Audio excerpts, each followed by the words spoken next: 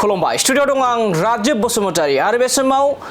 थांनाय 2020 मायथाइनि 27 जानुवारि खालारनि गेजेराव जा बर' हारिनि गेजेराव बिटिआर गोजोन गोरोबथा जादोंमोन आरो बे बिटिआर गोजोन गोरोबथानि दफाफोरखौ आबुङै मावफुंनांगौनि दाबियाव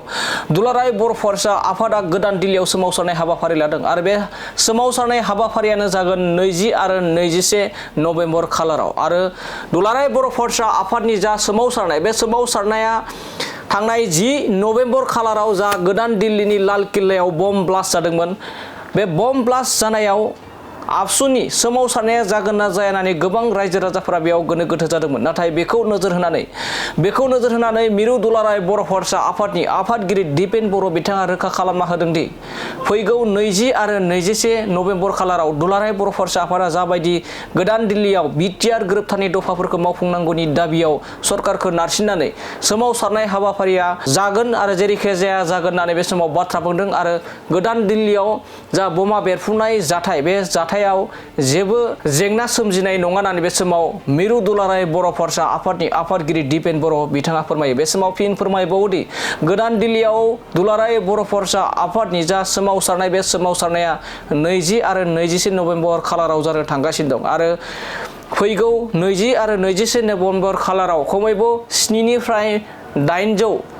दुलाराय बर' फरायसा आफादनि सोद्रोमाफ्रा बेयाव बाहागो लानानै बिटिआर गोरोबथानि जा दफाफोर बे दफाफोरखौ मावफुंनांगौनि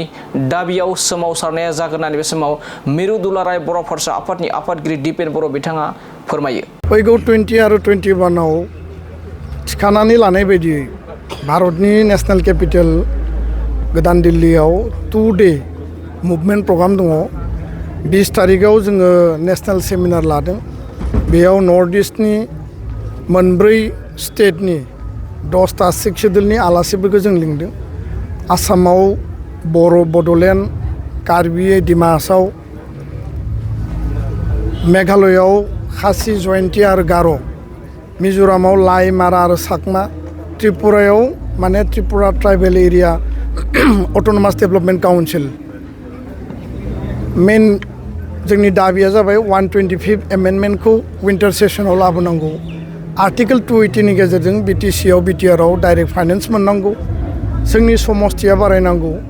आरो बे 125 एमेन्डमेन्टआ 2019आवनो राज्य सभायाव टेबोल जानानै दङ आरो बेखौ पास खालामनांगौ बिनि गेजेरजों आथिखालनि बिटिसि आरो बिटिआरआ मर अट'नमि जागोन एरिया बांगोन समस्थिया बांगोन भारत सरकारनिफ्राय आसामा जेरै थोंजों फैसा मोनो 6 शेड्युलावबो डाइरेक्ट फैसा मोननायनि मोनसे लामा दङ दा बेखायनो आद्रा थानाय बर' एकर्डखौ इमप्लिमेन्ट खालामनांगौ 20 तारिखआव कन्स्टिटिउसन क्लाबाव जागोन अलरेडि 500-600 जोंनि सोमावसारग्रा बाहागो लागिरि बिथांमोना ट्रेनाव दिनैनिफ्राय थांनायखौ आरम्भ खालामबाय 21 तारिखआव जन्तर मन्तराव 3 घन्टिया धरना जागोन आरो भारत सरकारखौ टाइम बाउन्ड स्पिति बर' एकर्ड गोजोन गोरोबथाखौ मावफुंनायनि थाखाय जों दाबि दैखांगोन 10टा पइन्ट्स दङ बर' कसारि काउन्सिलखौ फुल फेजेड खालामनाय कार्बि आंलंनि एसटि हिलखौ माने बेयाव माने स्टेटास होनाय आरो जोंनि बारग' एनडिबि बिथांमोननि केस उइद्र' खालामनाय जोंनि साबा बिथांमोना दाबो जेलाव दं बिथांमोनखौ दिहुननाय इनफ्रास्ट्राक्चार इनस्टिटिउसन आदार रिलेटेड जिखिनि इस्यु दङ स्कुल प्रभिन्सियेलाइजेसन गासैखौबो जोङो सरजाबनानै 10 पइन्ट जोङो चार्टार डिमान्ड जोङो तयार खालामदों आरो बेबायदिनो जोंनि धर्नानि मुभमेन्टनि हाबाफारिया मोजाङै जागोन बेसेबांसो गेदारिं जागोन मिनिमाम 600 आरो बिनि बाराबो जागोन दिल्ली बड' एस'सियेसन दिल्ली इउनिट एबसु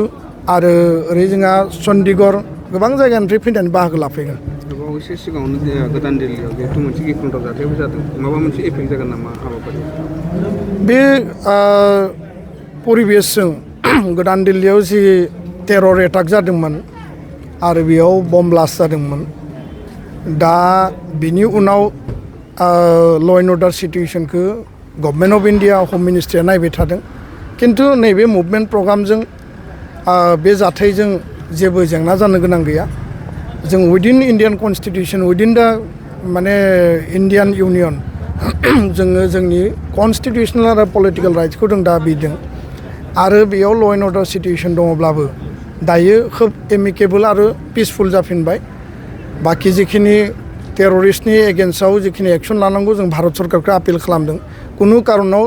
टेररिस्ट आरो टेरर बेबायदि एटाकखौ टलारेट खालामनाङा आरो जोंनि जायफोर बाहागो लागिरि बिथांमोना थांगोन मोजाङै थाहैगोन गासैबो ल' एन्ड अर्डारखौ मेनटेन खालामनानै थागोन आरो जिखिनि पारमिसन नांगौ पुलिस प्रसासनजों जों कअर्डिनेट खालामदों जोंनि सेमिनार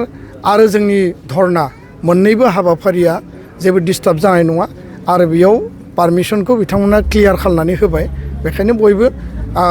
थांनानै पिसफुलि जोङो डेम'क्रेटिकलि बाहागो लानानै जोंनि जिखिनि